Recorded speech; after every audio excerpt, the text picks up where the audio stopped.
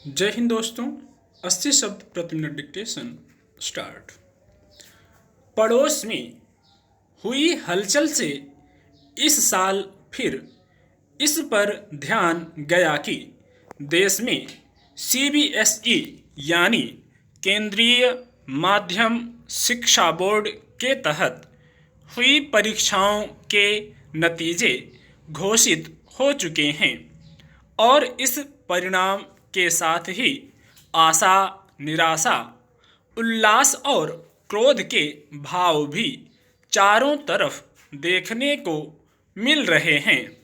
यह भाव विद्यार्थियों से ज़्यादा अभिभावकों के बीच देखने को मिल रहे हैं।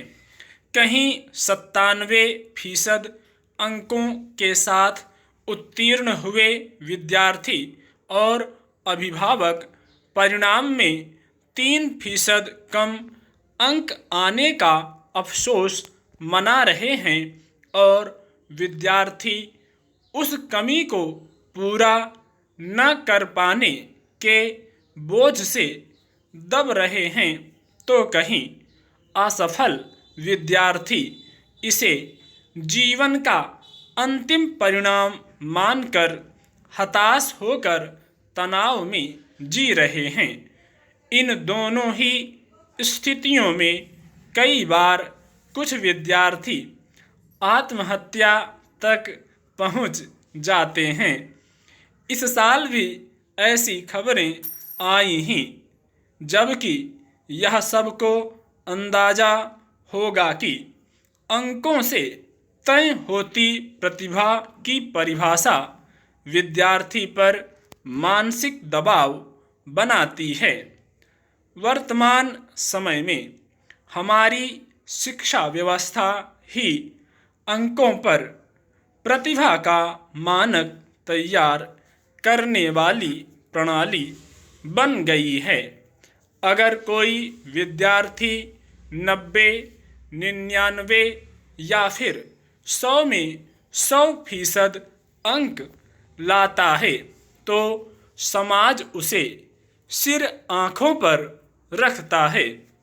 वहीं अंकों की दौड़ में अगर कोई पिछड़ जाता है तो समाज और खुद उस बच्चे का परिवार भी बच्चे के आत्मविश्वास की हत्या कर देता है।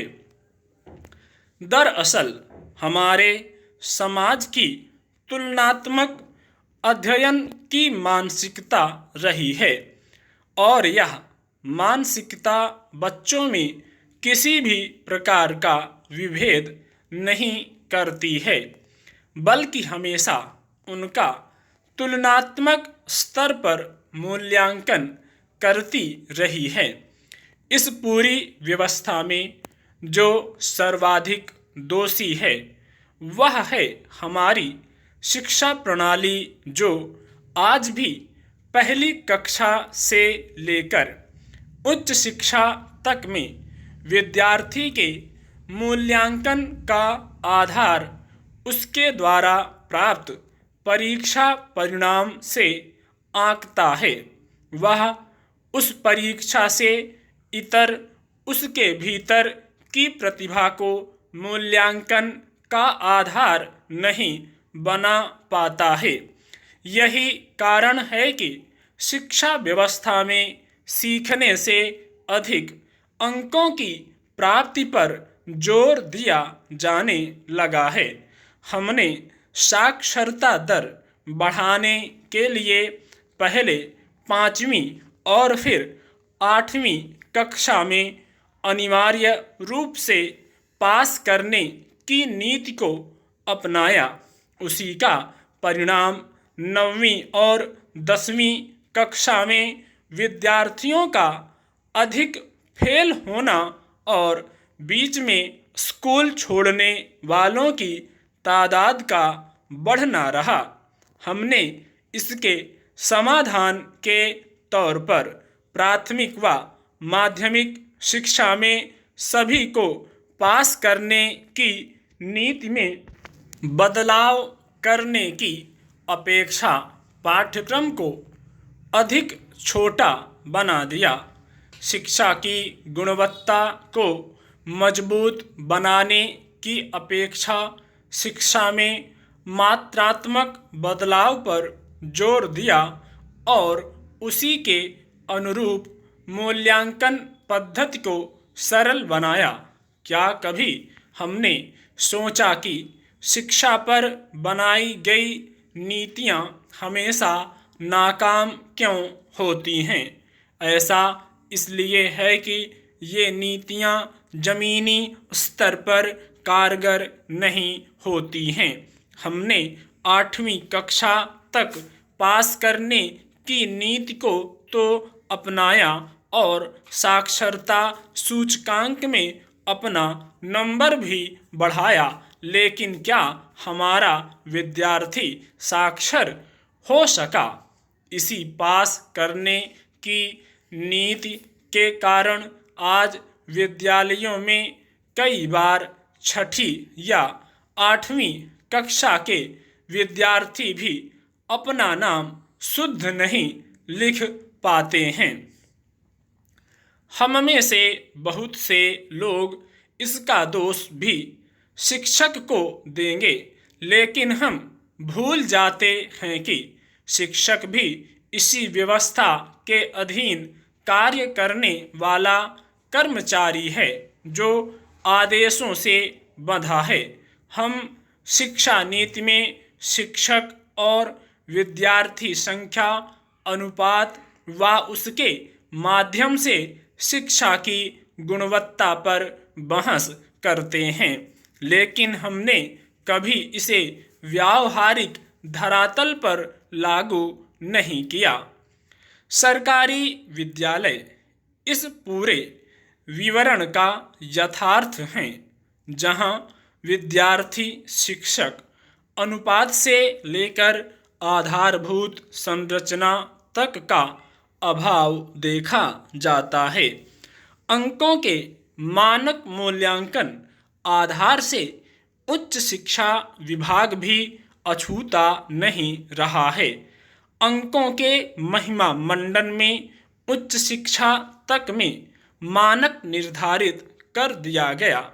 उच्च शिक्षा की मूल्यवान उपाधियों को भारतीय शिक्षा व्यवस्था की जमीनी स्थिति को समझे बिना समाप्त कर दिया गया। यह बेवजह नहीं है कि हमारे देश में शिक्षा व्यवस्था में ज्ञान अर्जन से अधिक अंक अर्जन और चाटुकारिता की परंपरा बढ़ने लगी है। हमने इस परंपरा को बढ़ावा दिया है और इसी प्रणाली को विद्यार्थी और शिक्षक के मूल्यांकन का आधार बनाया है। वर्तमान समय में शिक्षक व्यवस्था की कठपुतली बन गया है। अगर वह ऐसा नहीं करता है तो निष्कासन और तबादला जैसे भारी भरकम शब्दों से उसका परिचय करा दिया जाता है और विद्यार्थी इस व्यवस्था में अंकों की दौड़ में पिछड़ने पर कई बार जीवन की दौड़ भी हार जाता है। ज्ञान अंकों से अधिक जीवन जीने की कला है, जिसे हम भूलते जा रहे हैं, क्योंकि इस पूंजीवादी दौर में जीने से अधिक जीने के लिए आवश्यक मूलभूत आवश्यकताओं की दौड़ में मनुष्य लगा है और उसी दौड़ में अपने बच्चे को पिछड़ता नहीं देखना चाहता है। यही वजह है कि आज शिक्षा बाजार के केंद्र में है और हम पूंजी के अधीन मजदूर बनकर रह गए हैं। स्टॉप।